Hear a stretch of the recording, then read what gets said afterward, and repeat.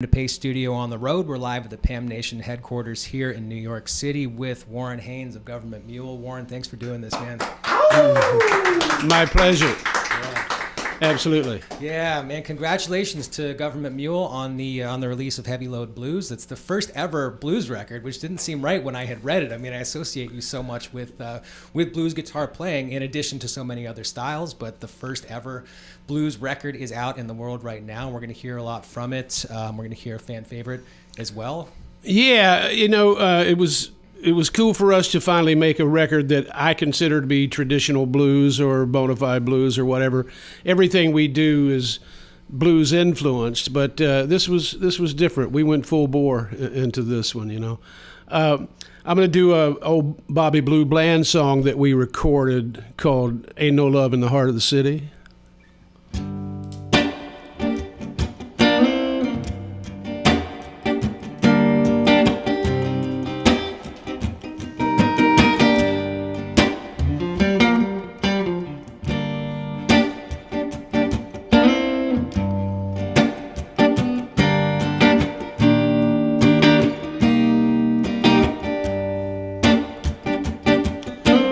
Ain't no love in the heart of the city. There ain't no love in the heart of town. There ain't no love, sure is a pity. There ain't no love since you're not around. When you were mine, I was feeling good.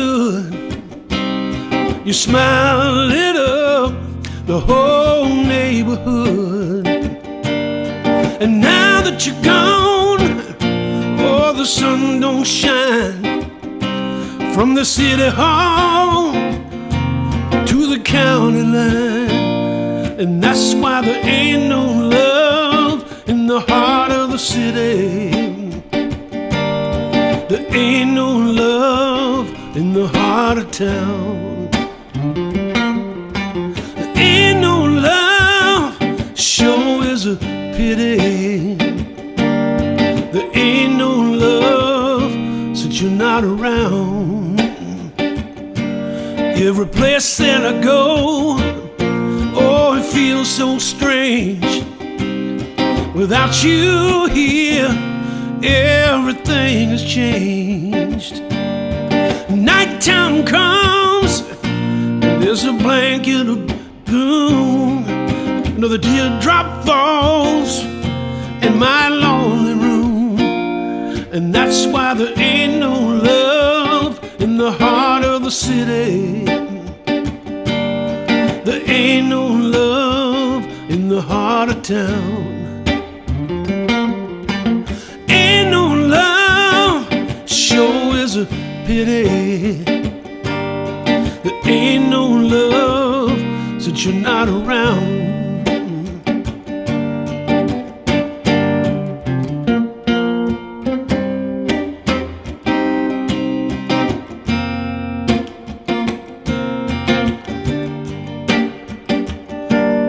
And now that you're gone, oh, the sun don't shine.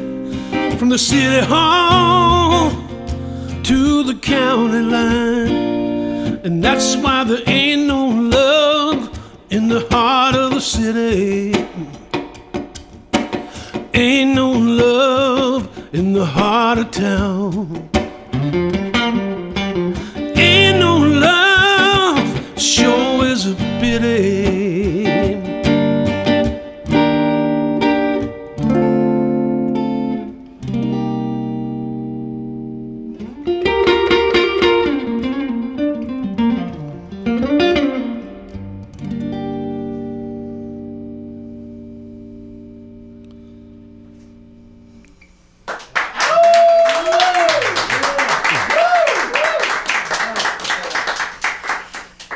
What a total pleasure. Warren, thank you for coming and sharing the playing with us today. We appreciate it very much. That sounds wonderful.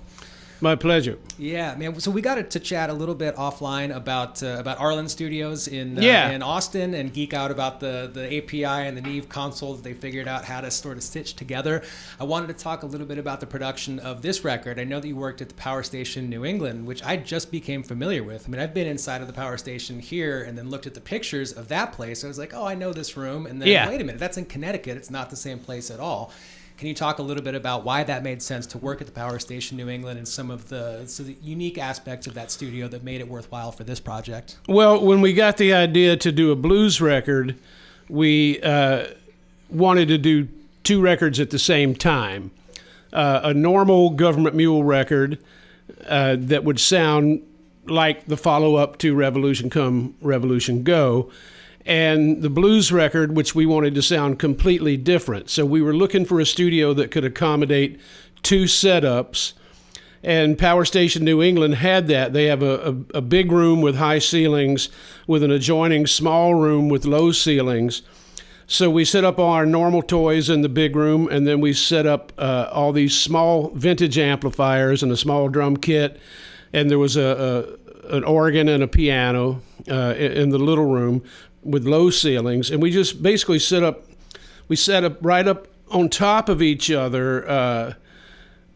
No headphones. I was singing through a little vocal monitor, and every instrument is bleeding through every microphone. So there's no separation like in a modern recording. So we were forcing ourselves to basically record live in the studio. All the vocals were live, and of course all the solos and everything, because we were trapping ourselves intentionally in an old school vibe and recording to analog tape, which was great, old RCA ribbon mics and stuff like that, and old vintage instruments. It was a great experience. We would record all day in the big room, starting around 1 o'clock in the afternoon, and we go to about 9 at night. Then we'd take a little break and go over to the small blues room and play blues the rest of the night, because blues is meant to be played at night. That's right. Not so bad, man. I love that. I love that. I mean, I'm thankful that there does seem to be a trend towards doing more organic, more full band in a room with either limited or literally 0 overdubs. I mean, I feel like that you end up with a better outcome. And like the happy mistakes, like on the Tom Waits cover on your record, I've been listening to it a bunch, and it's wonderful. You know, there's no chance that I mean, that's a mistake in terms of modern recording, but it's not. I mean, it's wonderful, and it's on the finished record. You know, I think technology is great, but if you overutilize it, it kind of takes the realness away from the music. You know, we tend to record as live as possible anyway, but this record even more so than we ever have. You know, all the records I love have mistakes all over them, and a lot of things that, given the opportunity, people might have changed back then if they could have. We're all glad they didn't, because that's part of the magic and some of my favorite moments, you know, on old records, when something dangerous happens, you know. Yeah, most definitely, man. Well, I'm enjoying the record very much, and I'm enjoying what you're doing here with us live today, and there's a lot more of it. What do you feel like doing second off of Heavy Load Blues today? I'm going to do If Heartaches Were Nickels, which is a song that I wrote a long time ago, and it was recorded by Kenny Neal, and it was also recorded by my friend Joe Bonamassa, who I've known since he was 16. Surprisingly enough, I've never done my own version of it until now, so it was good to finally include it on this record.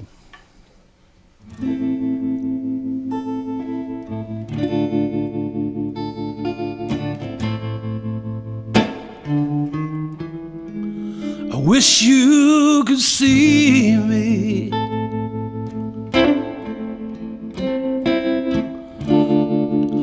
Oh, broken down this way.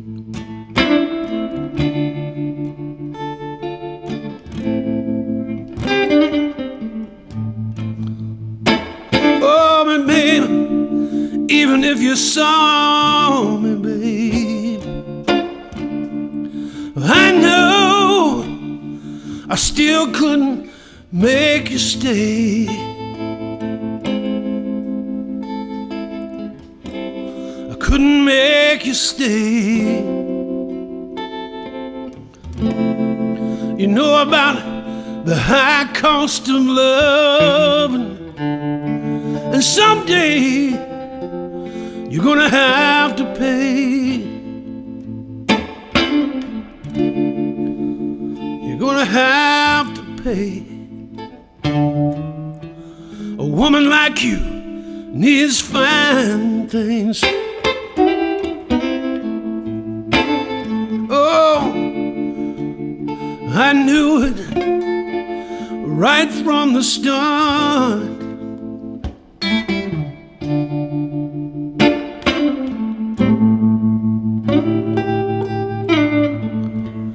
Oh, but I don't have much to offer, baby. Just this old broken heart. Just this old broken heart. But you know, if heartaches were nickels, I wouldn't be here crying in the dark.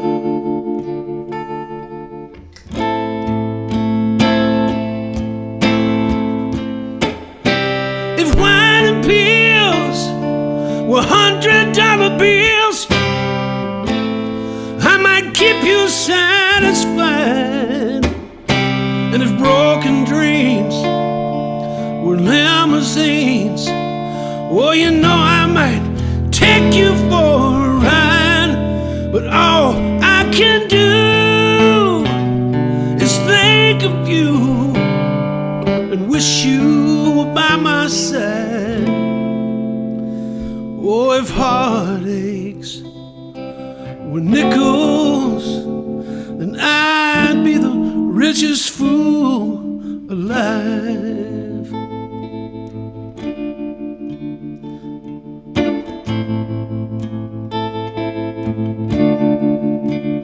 Yes, I would.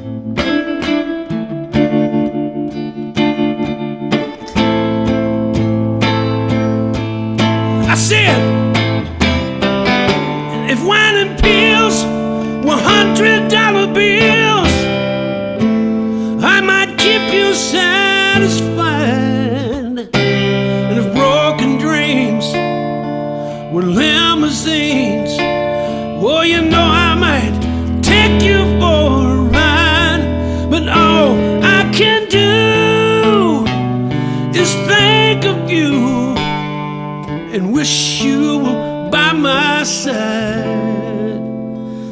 Oh, if heartaches were nickels, then I'd be the richest fool alive.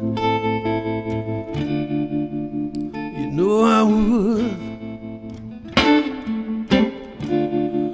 The richest fool alive.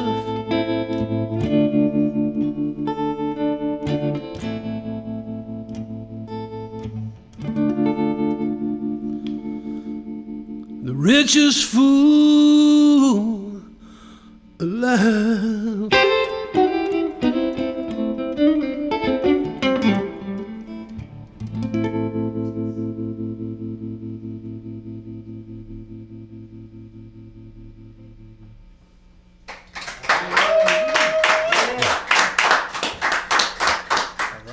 Thank you, Warren. Yeah, so we've got a instrument change happening right now with the illustrious Eric. While thank you wait for doing this, but it gives us a wonderful opportunity to talk about that particular instrument that is being swapped in right now. Can you tell us a little bit about the prototype that you hold in your hands right now? This is actually, if you look on the back, it says WH001. It's the first prototype of my signature Les Paul that Gibson made several years back. It's a unique kind of design in the way that it's a 1958 body, a 1959 neck, and it has Burstbucker 1, Burstbucker 2 pickups, and it has this unique circuitry, this buffer preamp that gives you a lot more tonal variation than a normal Les Paul. And I probably play my signature model guitars more than any other. Yeah, so that's the everyday instrument for you. I mean, are there particular instances where there are other guitars that you know are gonna produce a certain feeling or vibe, or is it, do you always start with that guy and see what happens, and then maybe pick up another one if there's our set lists are different every night, and I play different guitars for different songs, and especially for different tunings. A lot of the guitars have different tunings. So I also have a lot of Gibson Firebirds that I use, and we're talking about making maybe a signature Firebird as well, and maybe a signature Les Paul with P90 pickups instead of humbucker pickups. But over the course of a night, I might play one or two guitars, or I might play 8 or 10. It just depends on the set list and how many times I have to change according to what songs, But it's if I write a song in some weird open tuning, then I have to keep a guitar in that tuning, even though we might not play it for a week at a time. It's ready to go when the time comes. Yeah. Yeah, when I was overhearing you and Juan talking guitars, and Eric also, I was hearing something about the particular feeling of the neck of that guy around the first, second, and third fret, like all the way at the top of the fretboard. Is there something particular about that neck, or is that the style of that? The 1959 necks are really chunky, and some people would think maybe too much. I like it because it kind of slows me down a little bit and makes me fight it a little bit more and not play as many notes. But I also really like the way they sound. The neck has something to do with the sound of the guitar.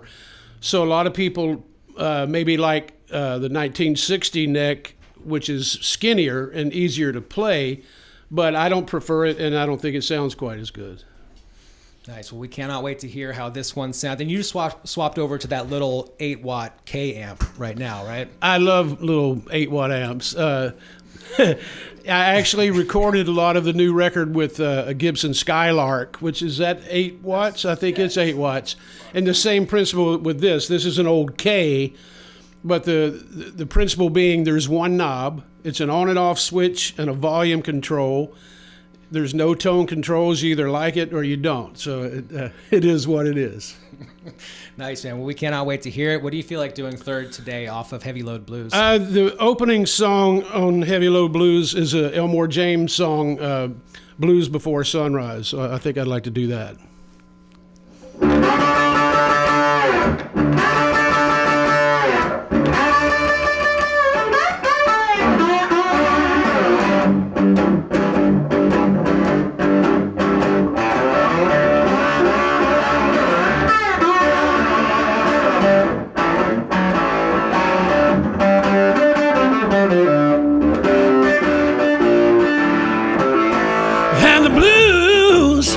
Before sunrise, tears standing in my eyes, and the blue before sunrise, tears standing in my eyes.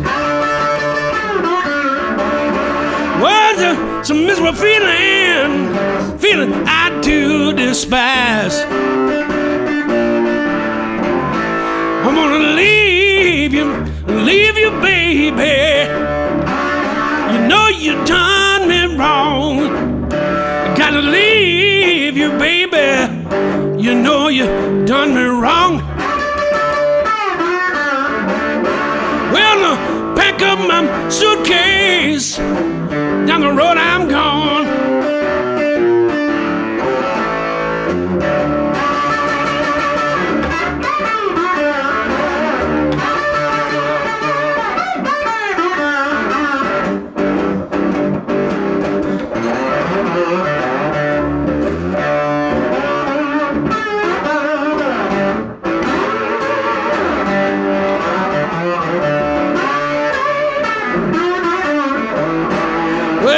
Leave you, baby. Leave you all alone. I got to leave you, baby.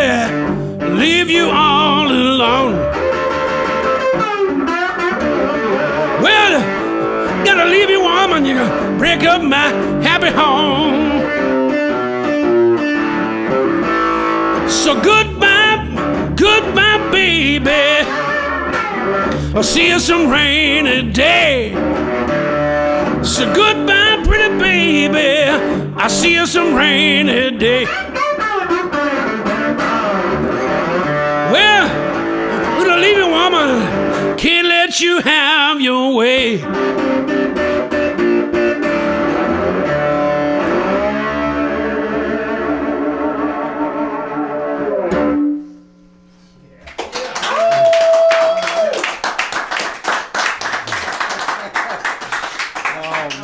Dude, so much fun, man. You're so clearly Warren Haynes. Like when you walked when you walked in here, it was like, dude, that looks just like the guy. That is Warren Haynes, and you sound just like the guy too. So, man, this is a lot that's of fun. Convenient. Yeah. Dude, thank you for bringing this here today, and you're bringing it to the Beacon again. There's the New Year's Eve run with Gov't Mule. In case any of our viewers are not familiar with what you've been doing for literally decades, right? This has been a long-standing series. Yeah, I don't know how long we've been doing the Beacon now for New Year's. It's a long time, definitely in the decades kind of thing, but it's home away from home. It's my venue that I've played more than any other in the world, and it's just, it's a homecoming every time we go there.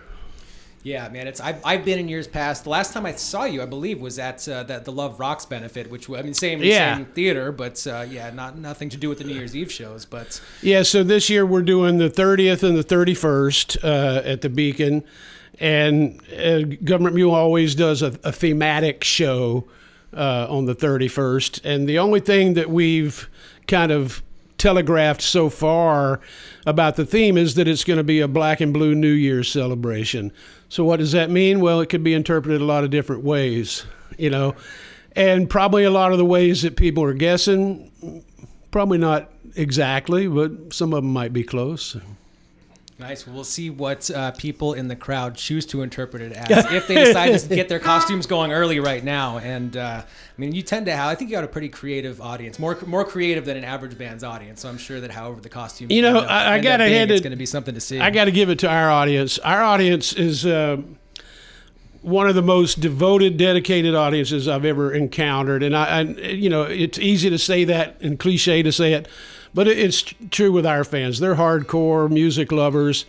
They remind us of us as far as the way that they love so many types of music, and they embrace every chance that we take and every dirt road that we go down. They're right there with us, and it's just we couldn't do it without the audience, Yeah, well, I count myself very much among a fan of yours. This is huge for me. I'm having a great time right now, so thanks for being here. And we still got one more, man. There's a fan favorite coming up last today. What do you feel like doing fourth today? I was thinking I might do Old Friend, the song that I wrote for the Allman Brothers that Derek Trucks and I did. We did it with 2 acoustic guitars. I'm going to do it with 1 electric guitar, but it'll have the same kind of spirit,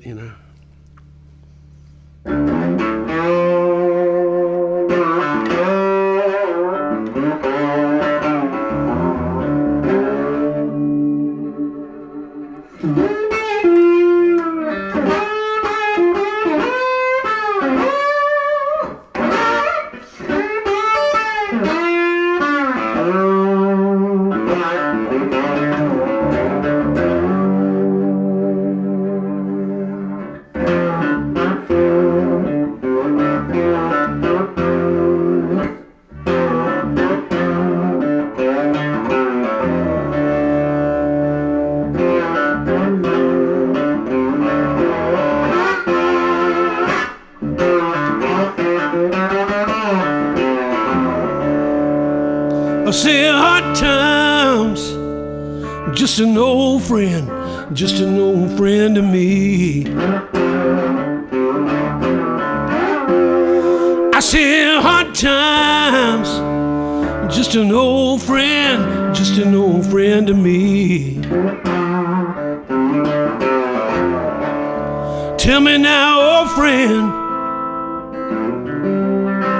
oh, when you gonna let me be?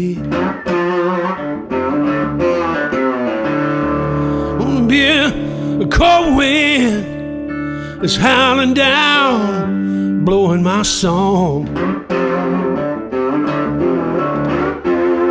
Can't you feel the cold wind? I said it's howling down, blowing my song.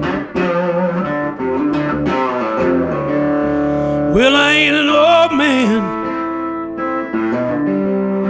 but you know my time ain't long.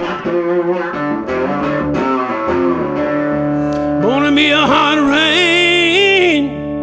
Can't you hear it in the distance? Sounds so near. Gonna be a hard rain. Can't you hear it in the distance? Sounds so near. People, when the rain comes, it's gonna wash us all away from here.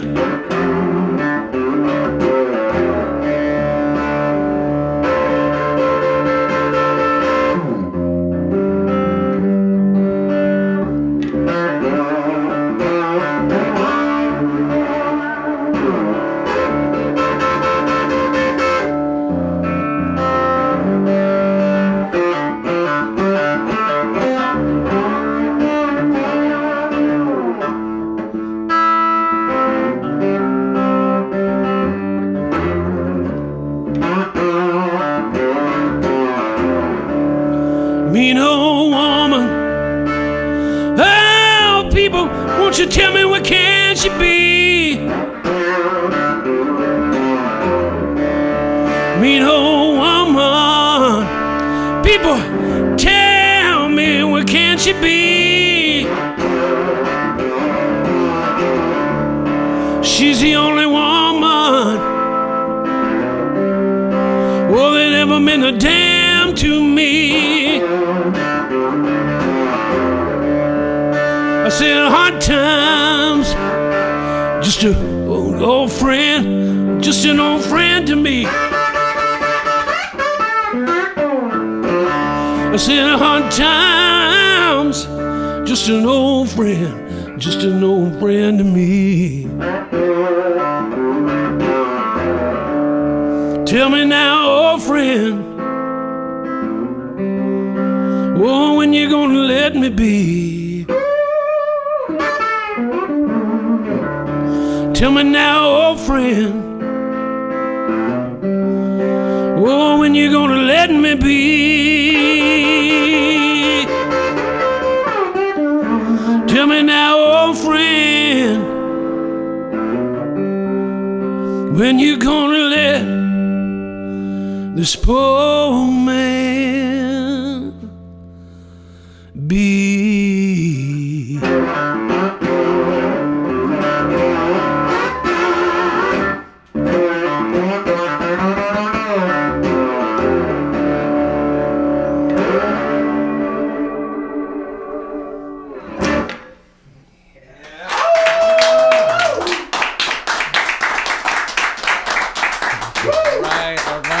Warren Haynes, thank you very much for coming and doing this, man. It sounded great, and best of continued luck on Heavy Load Blues that's out in the world right now, and have a great run at the Beacon over